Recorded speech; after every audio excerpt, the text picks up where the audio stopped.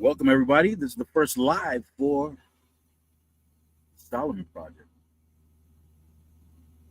You been here before? You know what the deal is.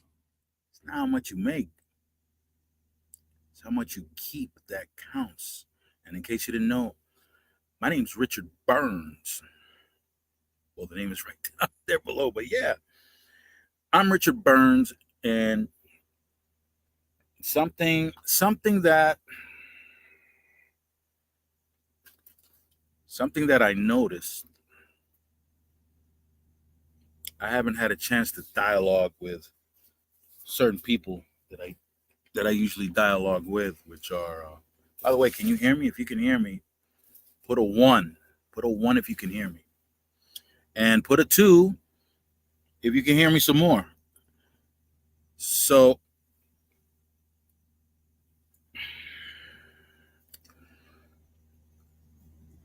the United States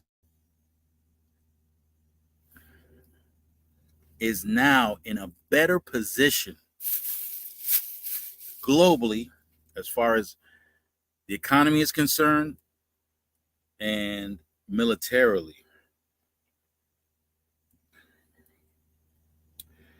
Is that it's at an even better position right now. It is. There's been a shift, and that shift is to this government's benefit, big time. I know the news is flooded with a lot of scary stuff.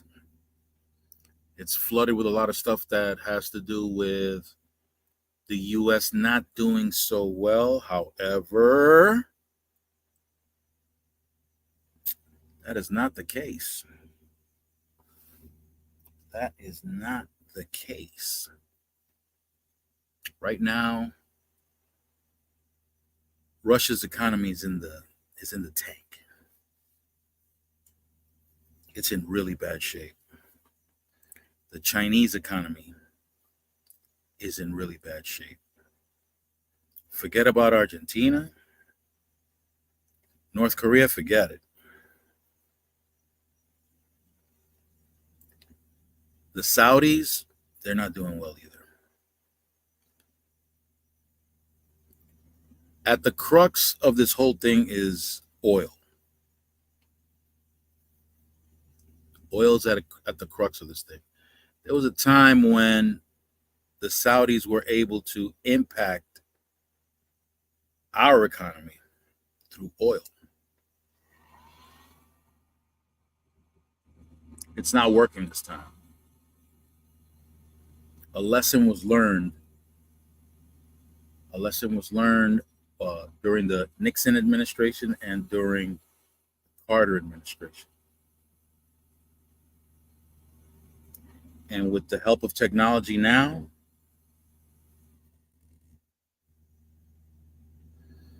yeah. Matter of fact, let me see if I can put up the price of oil right now. So oil was something that the Saudis used to use as the leader of OPEC to influence governments throughout the world and the United States, including the United States. But that ain't working right now. What was I looking for? Oil, right. Let's go and look for oil. Oils. See where oil is at.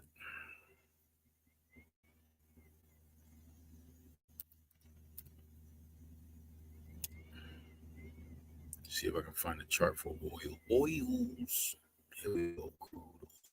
Oils. Let's put up the current price. Let's put up a 6-month chart, maybe. Oils. 1-year chart. Let's go 1-year chart.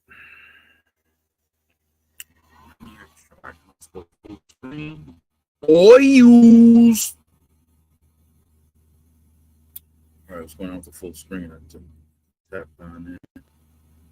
going to get. All right, here we go. Oils. We'll let this thing. There it is. Okay. This is the one. Is this the 1 year? 1 year chart. Yeah. No, here's the 1 year chart. Okay. Here's the 1 year chart. Let me show it to you guys. Let me show you the 1 year chart. Present arms. Okay. Crude oil.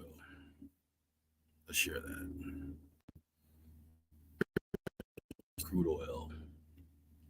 Here is the chart of crude oil. Now, this is very, very good for me. Let me see something right here, right quick. Oh, this, yeah, I got what I want. You can see the high. The highest has been in the past year. On what's the date? September 28th of 2023. That's when it reached a hot. No, it can't be that. That's not right. Let's go to the 2 year chart so I can show you. Make it 5 year. There we go. Here we go. So on March 6th of 2022, it reached a high of $130 a barrel. 130. And I think that was the highest. Yes, it was. In the past 5 years, that was the highest that the barrel of oil was. And we could take over here. This was a disastrous day for the oil market, for oil companies. On April 19 of 2020, the price of a barrel of oil went below zero, actually negative $40.32. What happens when oil is below zero? That's crucial. That is critical. The futures market went crazy. See, in the futures market, you have a contract. The contract is for future delivery. If you purchase the contract, let's say for $80 a barrel, and the thing drops to $40 a barrel, well, you're losing there. And if you were holding on to that contract, expecting it to rebound and go back, and you're stuck with the contract, because every contract has an expiration date. And on that expiration date, if you got the contract, you're receiving delivery. Let's say you live in an apartment in Chicago, and you're just fooling around with the futures market and buying and selling contracts. But this, well, like it shows, I mean, this thing plummeted hard. There was a recovery, of course. I mean, if you look beyond that date, of course, there was a recovery, but you could have been that one person living in that apartment in Chicago, and you were expecting this thing to rebound, but you got stuck with the contract. You live in an apartment in Chicago, where the hell are you going to receive that oil? Unless you got those storage tanks. I don't know if you've seen them. I don't know if you've driven by areas where there's storage tanks for oil. If you ain't got a few storage tanks, then you're SOL.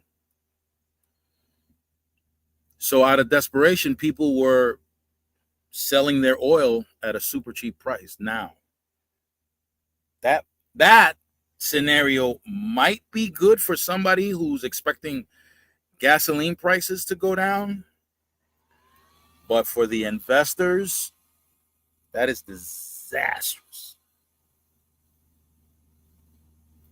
And when that happened, you best believe that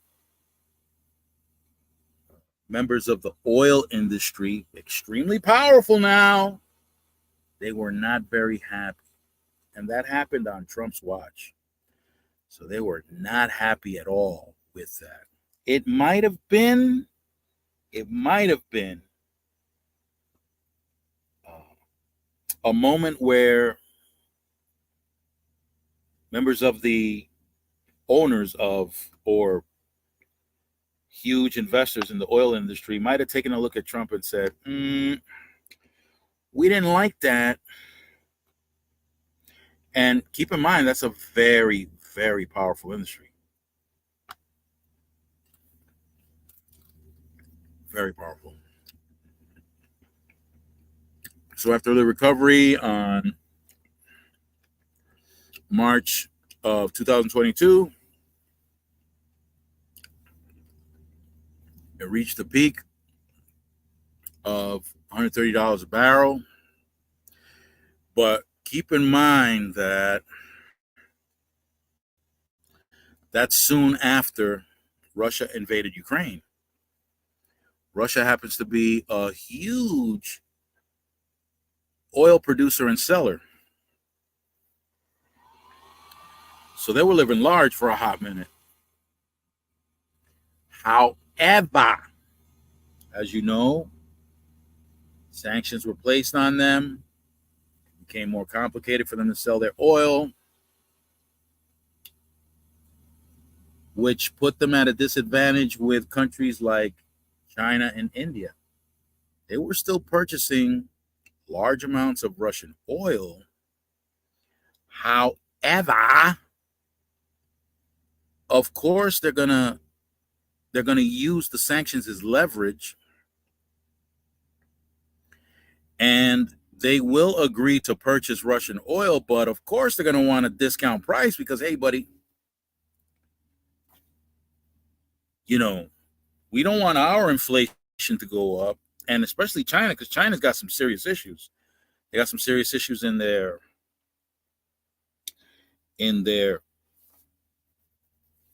real estate market, which is a huge deal financially. And you have corporations from different parts of the world that have been exiting China and going to other countries. Keep in mind that a lot of corporations, they go to places like China so that they can capitalize on cheap labor. But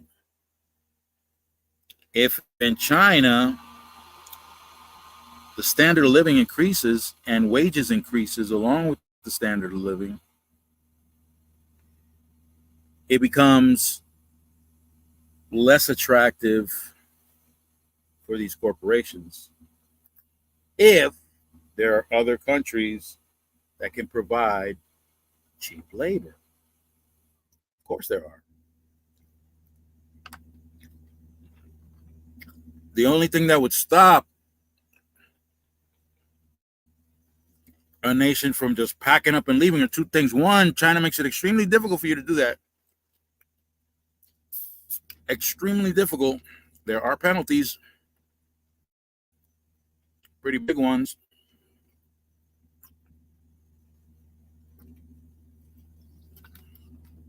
That was odium free. The other problem is the logistics associated with this other nation. Do they have shipping ports? How big are those shipping ports? How are their roads? Can you transport goods on their roads with large equipment like trucks? Can you do that? Are they going to need help for their infrastructure so that you can make that a possibility? How much is that going to cost? But if I'm a corporation and I help you with your infrastructure, how are you going to help me? I mean, I want to bring my business over to you.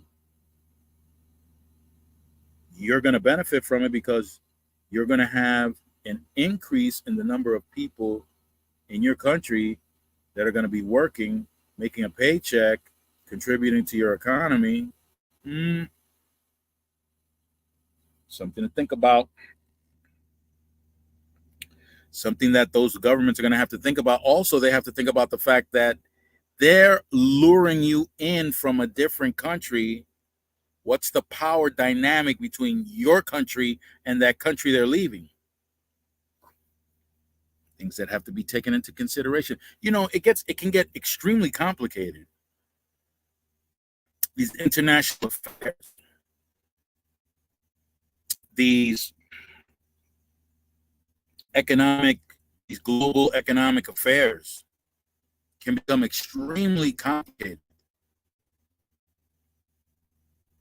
There are a lot of people that try, or not try, they actually simplify things to the point where very important components missing to whatever it is that they're presenting, and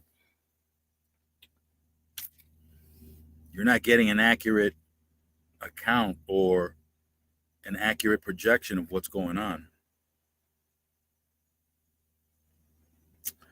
I love this thing. It has a counter, so I know how long I've been on. Anyway, this is the first, and I don't know what's going on. I don't know if the audio is good or not.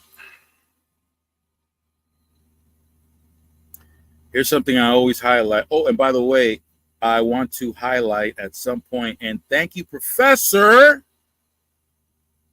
because I do want to highlight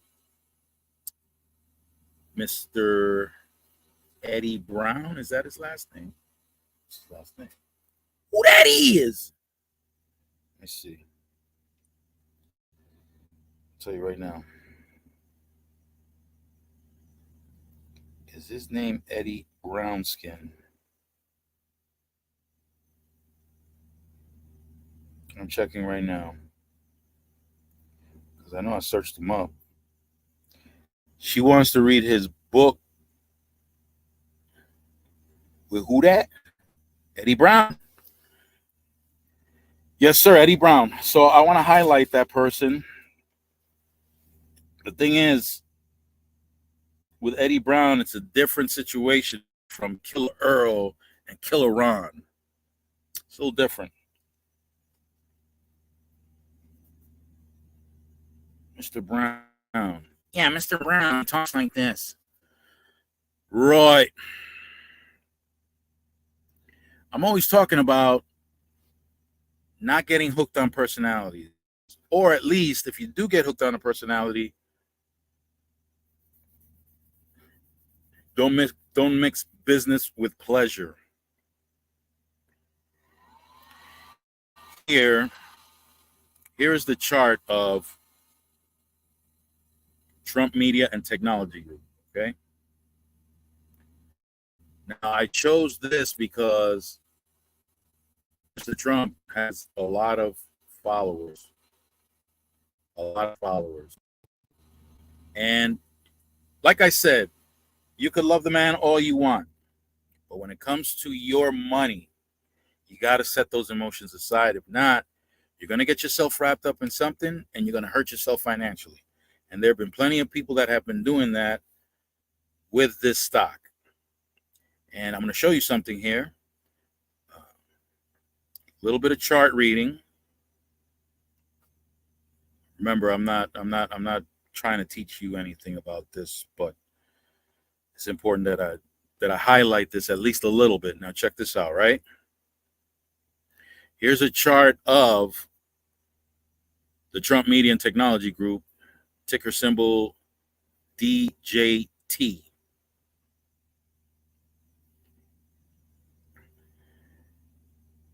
This is just before I got my cursor where it was just before the IPO, the initial public offering, when it first started to sell stock in the stock market, which was right around January 16. So from January 16, you can see here that it rose up fairly decently up to a high of, what was it, $79.38. I don't know if you see that little box on the left there. $79.38, where it says the high. You got the open, the high, the low, the close, the volume, and the percent change. So it went up from the initial public offering. It went up 239%, close to 240%. And on that day, March 26, 2024, on that day, it hit a high of $79.38. Now, it's been declining ever since. But look at the shape of this chart. This is what you call a head and shoulders chart. So where my cursor is moving, that's the shoulder. The top where it went up to $79.38, that's the head. And the right shoulder is where my cursor is traveling right now. So you got a head and shoulders formation. Typically, when you have a head and shoulders formation, from the neckline, which I drew down here on the bottom, which is from the lowest price when it opened to the lowest price of today, that's the neckline. So the difference from the neckline to the top of the head, that's an approximate distance that you can expect the stock to go down below the neckline. So we're talking about a drop of 74.43% from the neckline, from this point right here, the neckline. So that's a long way down. Now, it's been going down as of late. The numbers, if you look at, let me see if I can go back. Let me see if I can go back on this bad boy, because there's something that you need to see here. So the financials. Let's go to the financials, see if it pops up there. So on the financials, okay. You've got some really terrible numbers here. Really terrible numbers.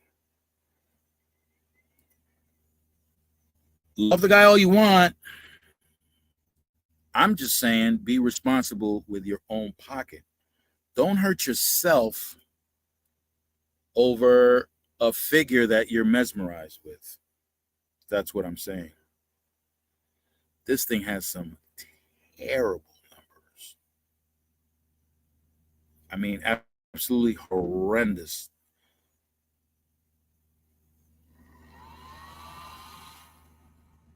Trying to find. Yeah, this is operating income. Look at the operating income. Negative 23,000. That's the income. The operating income. Look at the operating expense.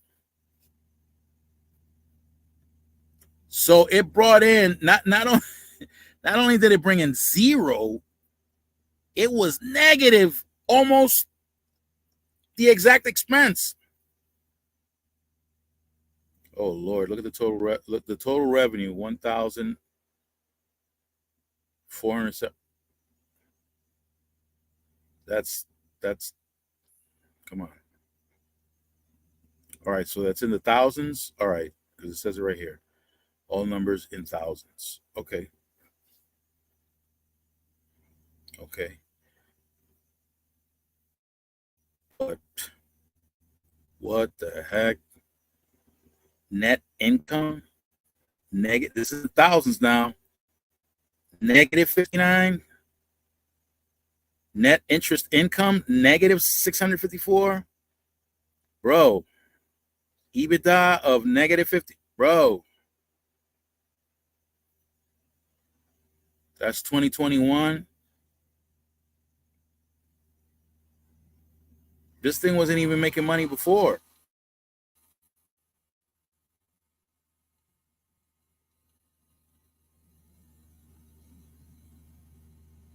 Net income from continuing operation, negative 58. Come on, bro. This is This is horrible.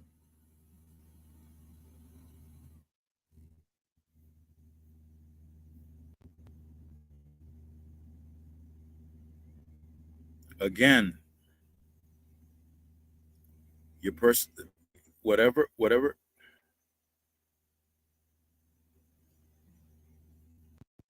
whatever,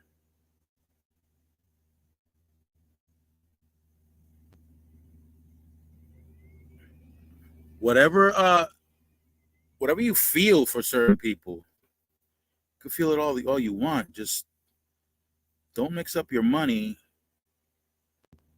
78% of the shares held are by insiders.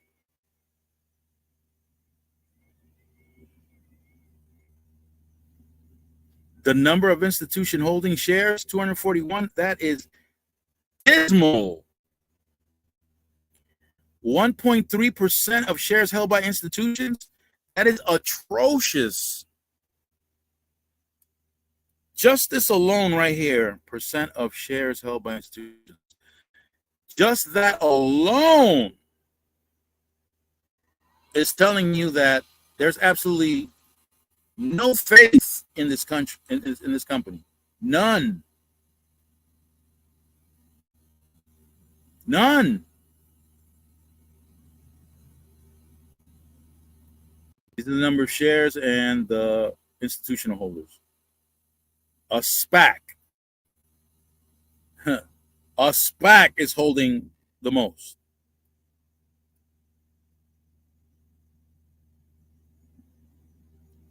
Okay, look, just to prove my point, okay? Number of shares held by institution. Let's go to Apple or Microsoft, anything. Let's go there. Let's go to Apple.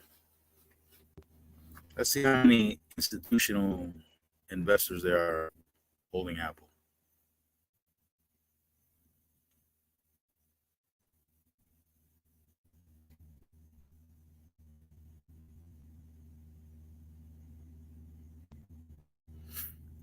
Sorry it's taking so long for this thing to pop up.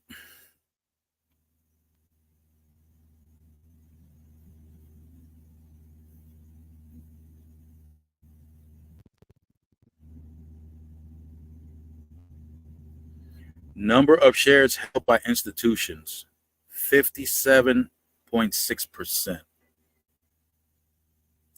Percent of float held by institutions, 60.7%. Number of institutions, 6,333. Look at the names of the institutional investors that are holding it. Big names: Vanguard, BlackRock, Berkshire, State Street, Morgan Stanley, T. Rowe Price, JP Morgan. Bro.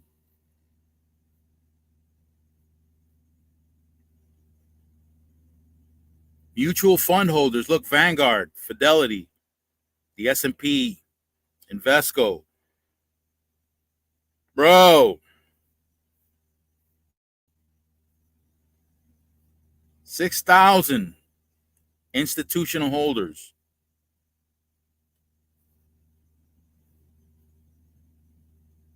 Let's check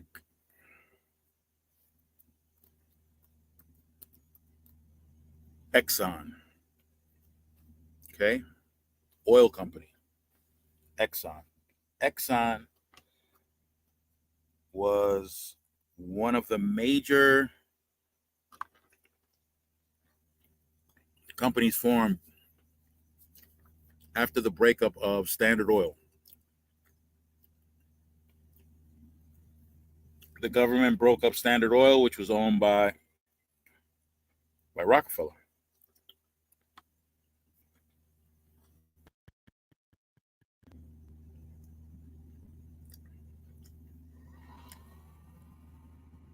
Go to holders. See who's holding.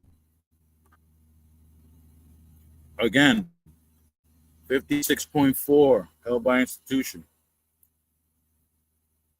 Number of institutions, 4,494. Look at this, Vanguard, BlackRock, State Street, same cast of characters. JP Morgan, same cast of characters. T. Rowe Price on the bottom there. Same cast of characters.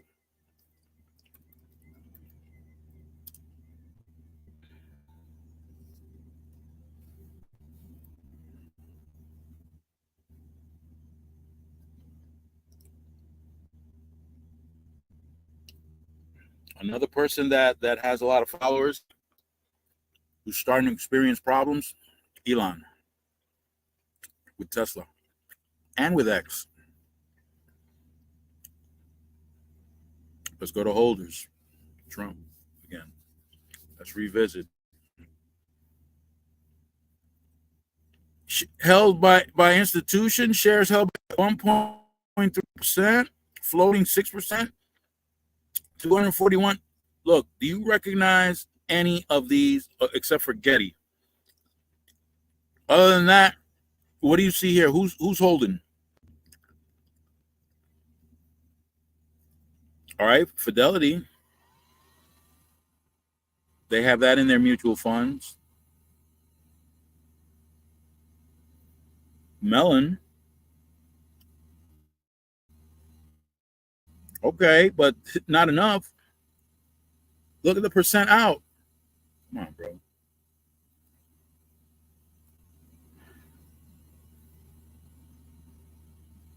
Check out the chart in the past. Remember what I told you. From the neckline, it can go down to 74% from the neckline. Crazy. And where we at now?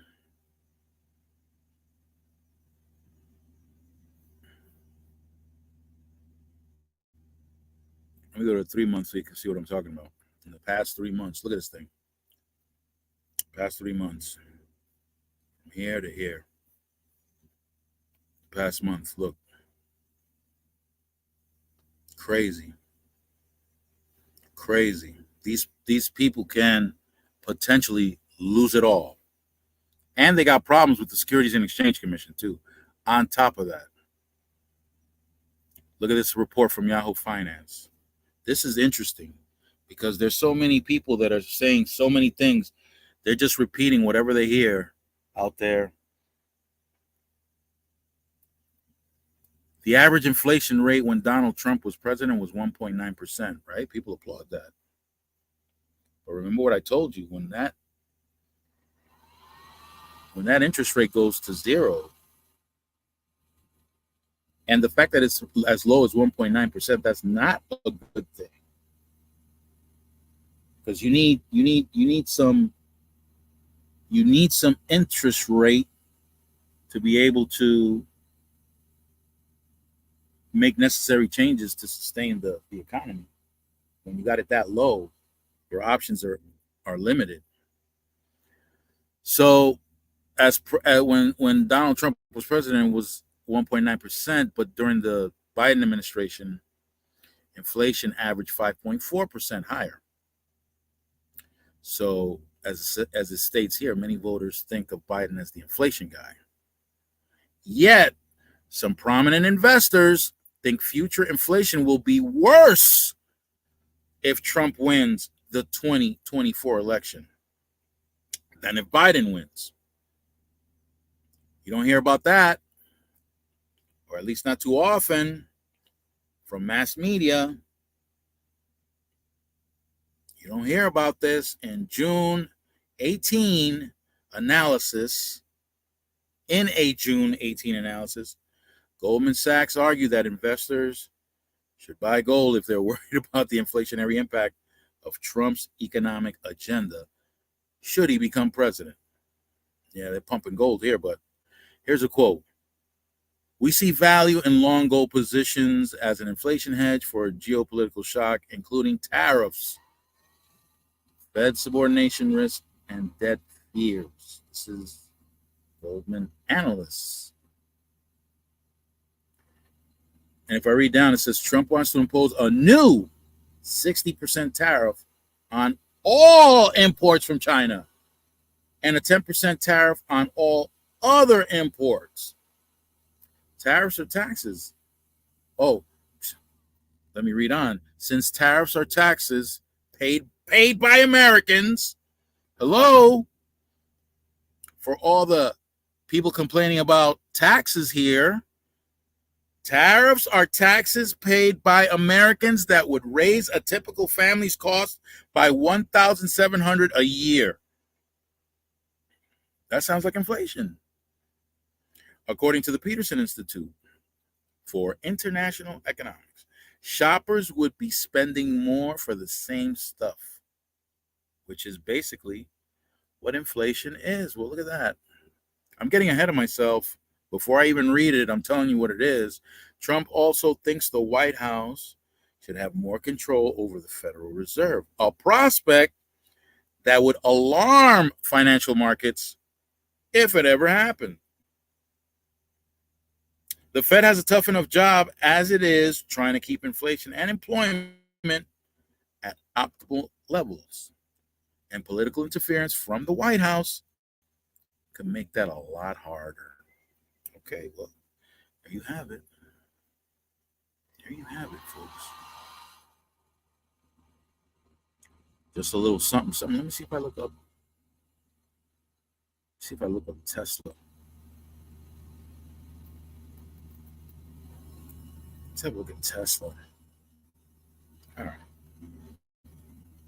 So let's look at Tesla in the last 6 months. Let's look at the chart of Tesla in the last 6 months. 6 months. Look, okay, so it's not the greatest chart, but there's one important thing. What do we have a high of? We had a high of $263 a share on December of 2023, and it is now. Let's see if I could draw a trend line.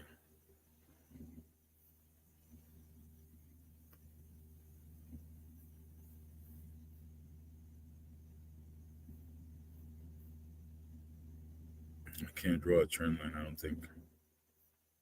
Well, whatever.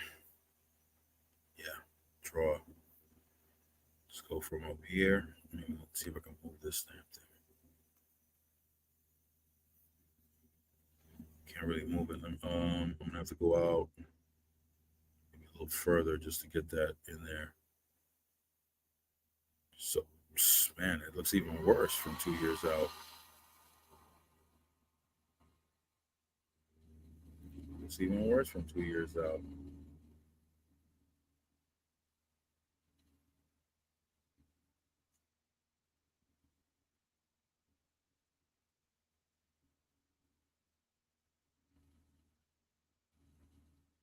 Oh, come on.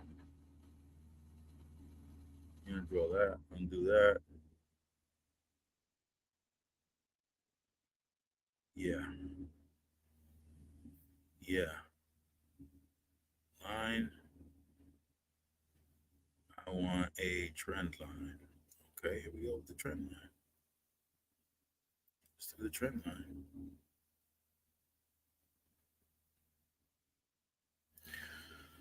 A drop of 40. Look, it says it right here. A drop of 40%.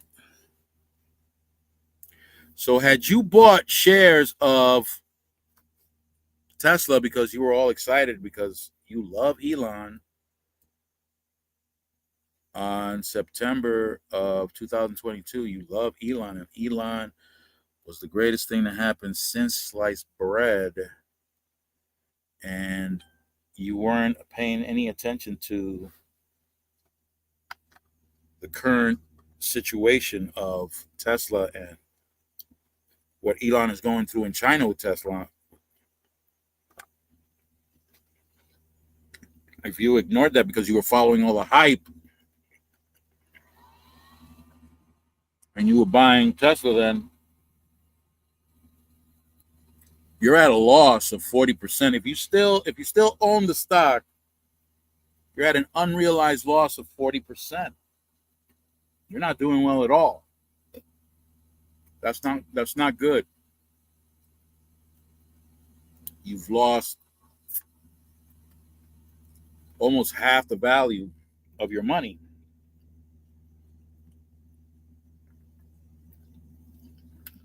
And that's NG. No good. China has like 3 or 4 electric vehicle manufacturers that are producing their vehicles at a much cheaper price than Tesla is. So in order for Tesla to compete, they have to lower their price, which means they have to lower their revenue. Elon just received a $53 billion paycheck from Tesla that the board or that the shareholders voted, the majority of the shareholders voted it in. That explains this little bump right here. If you can see my cursor, that explains this little bump right here. The industry would probably consider that a dead cat bounce, what they call a dead cat bounce. It's basically suckering people in. That's basically what happens when there's a dead cat bounce. So again, love them all you want. Just separate your emotions from your money. Do that. Separate them. Because if not, were you able to even see that? I don't even know. Oh, Swiss baby. Big baby Jesus. Let me see. No, okay, so here. I wasn't sharing what I was talking about. Here's the Tesla. Here's the trend line that I drew. 40% loss. Okay, so here was the article that I was reading. Okay, bam. There's the article that I was reading. I was stuck on the oil chart. Look at that. All right, well, anyway. Lesson learned. Next live, I'll know what to do. In any event, stay fresh, y'all. Stay fresh and keep it profitable. Until the next live, peace out.